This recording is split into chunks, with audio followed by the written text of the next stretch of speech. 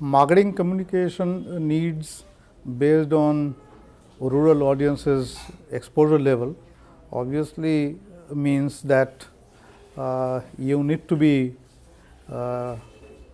with a touch and feel of the change, what kind of changes are taking place. There are two kinds of changes that takes place primarily in marketing communication terms. One is their participation with the market and market changes, and second is obviously to do with changes in media and their relationship, new relationship that they are building in terms of media changes. And to be able to do that for any marketer, it is necessary to keep track of all the three, that is what is going on in the changing scenario of the consumer behavior and what changes are taking place in the media. Just to give you a small example, their new relationship with digital media, if there is in any rural segment that is there, will it change their relationship with say television medium? That kind of questions can be answered only by going to the field and finding out the new relationships that they are developing. So, if you want to understand and participate with this changing consumer behavior, you need to understand the relationship that is changing with media and the market. First of all, brand choices and brand building are absolutely very far away from current scenario. But I would go back to when my creative director was asked by me to list down the kind of media channels through which we can reach out to those rural people, because in the urban scenario you have five choices, television, media, television, cinema, radio, outdoor and press. So, he wrote down about 1500 channels of communication through which one can reach out to. Therefore, it is absolutely certain and absolutely a given that without innovation you are a dead duck. You cannot approach exploring rural market without really carrying out any kind of innovation. Every plan, every product, every brand, every effort has to be first time. Media is only possible where tracking of media takes place. That means structured, organized media input are tracked over time to ensure, to understand what is the kind of advertising recall and what is the kind of media impact. That situation in Indian rural context does not exist. So, therefore, how do you measure media impact or media effort? I will give you an example of pulse polio.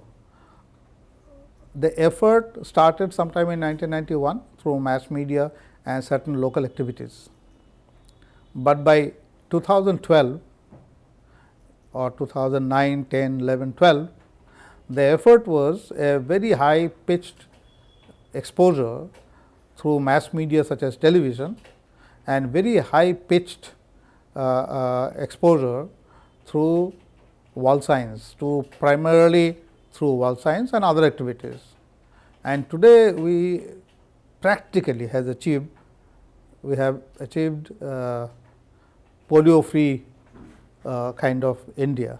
So, to say whether media effort through or media effort for polio has worked or not, oh tree, what is your name? My name is in my fruit.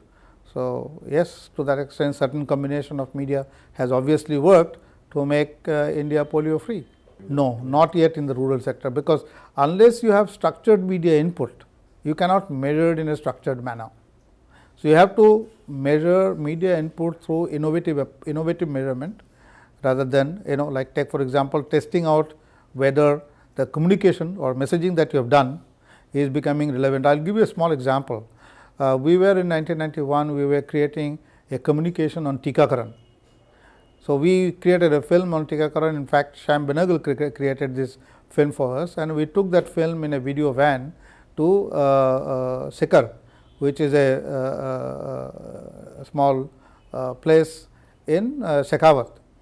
So, we then carried out this exposure for about a month or two, if I remember right, and then went and found the message had two messages. One is the importance of Teekakaran and the importance of the schedule, understanding the schedule of Teekakaran. So, when we went there, we found that only the word Teekakaran has been remembered by the people who have been exposed to these two films, but the schedule had absolutely no impact. Then when we went out and explored why such a thing had happened, was that because the film was in Hindi, and we had believed that Hindi is the language that Shekhawati or Rajasthan understands. When we realized that it is not so, Shekhawati is the language that these people understand, we converted the film into Shekhawati language, and again then went and found that it works. That is the process on which currently even the situation exists.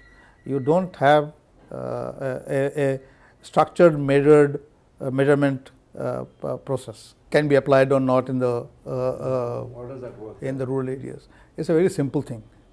In what is the difference between urban communication and rural communication? Urban communication is primarily aimed at brand switch. Rural communication is aimed at behavior change. Brand switch can be tracked on a monthly basis, on a weekly basis. Behavior change cannot be tracked on a monthly basis, on a weekly basis. Behavior change goes through a process, and that process needs to be tracked. Process is understanding, getting knowledge, making that knowledge, creating a perception in the mind, that perception creating an attitude in the mind, and that attitude creating a behavioral change aspect in the mind.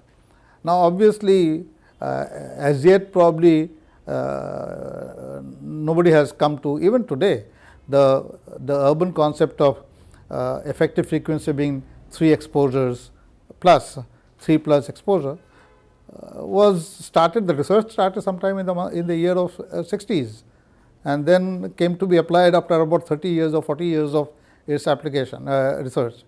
So, therefore, even today in rural there is it's far more complicated, because it is dealing with behavior change, and therefore, you do not have that answer. The only way you can understand is continuously be involved with the progress of this behavior change in the mind of the people by measuring different kind of things, and obviously by sales, obviously by kind of impact it is having on sales, which is obviously not the only communication may not be the only factor. Access and availability, attitude and awareness, everything is important, but that is the only way we can do understanding whether the behavior is changing or not. Just measure the relationship. Do not call it a media audit, market audit, message audit. The effect of any effort such as media effort or message effort or market efforts must lead to building certain relationship. Audit the relationship changes that is happening, if at all it is happening.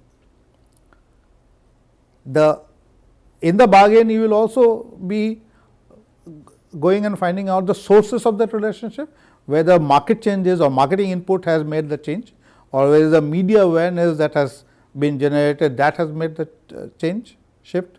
So, therefore, you do not have to directly measure the media per se, measure the relationship which is the outcome of any effort, measure that to be able to understand whether your media input is good enough, strong enough, effective enough.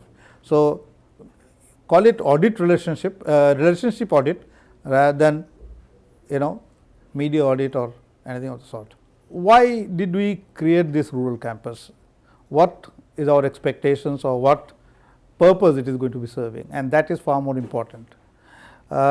India, if Indian economy, Indian corporate world, Indian marketers, if they have to progress, if they have to grow, the contact with the rural India, and as some people call Bharat, is absolutely critical. Unfortunately, this is my 40, 45, 50 years of living in this industry, I am sharing this. Unfortunately, there is very little knowledge about rural India, Bharat. And what does a rural campus therefore do? They bridge that gap. The gap deals with a touch and feel.